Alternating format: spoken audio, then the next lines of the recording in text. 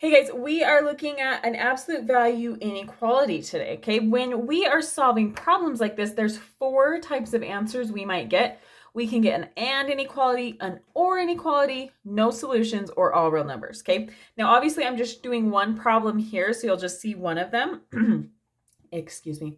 If you need or if you want to see a video where I do an example of each in one video, I will link it in the corner, okay? But let's go ahead and solve this. The first thing I want to do is make sure that my absolute value bars are alone. So in this example, we're good, okay? If there happened to be like a +6 here, or it was being multiplied by something, I would want to get rid of that before I tried to solve this, okay?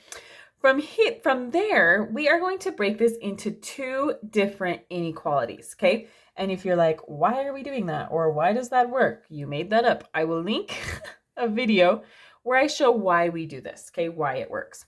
So the first one I'm going to set up is going to be the same inequality, just without my absolute value bars, okay? It's going to be x minus 7 is less than or equal to 2, okay?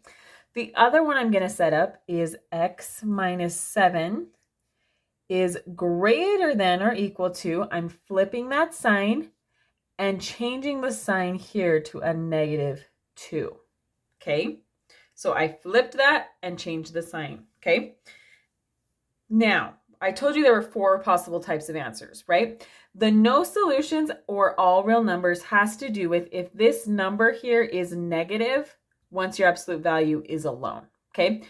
But this one's positive, so we don't need to worry about those. We just need to worry about if this is an and inequality or an or inequality, okay? Now, again, that video I linked earlier will show you why this is, but one way we can tell is by looking at this sign, okay?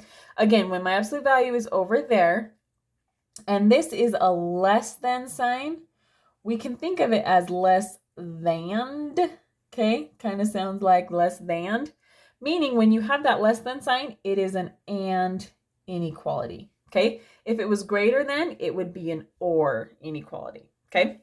All right, from here, let's go ahead and solve these. So I'm going to add 7 to both sides here and get x is less than or equal to 9, and we're going to add 7 to both sides here.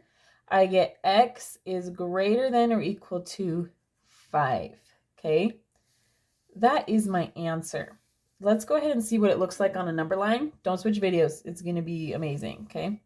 All right, so if I have 5 and 9, x is less than or equal to 9, and greater than or equal to 5, meaning it needs to fulfill both of those, okay? Because like a number over here, like 0, is less than 9, right? But it's not greater than 5, so it wouldn't work for this. Whatever I pick for x needs to fulfill both of these. That's why it's an and inequality, okay? Also, if you wanted to write this in interval notation, we're going to use brackets because it's equal to, right? So we would go from 5 to 9 and use brackets because it can be those numbers, right? So these 2 are the same answer, just in different forms, okay? All right, hopefully this made sense. If you need some more examples, I will link a whole playlist for you. Thanks.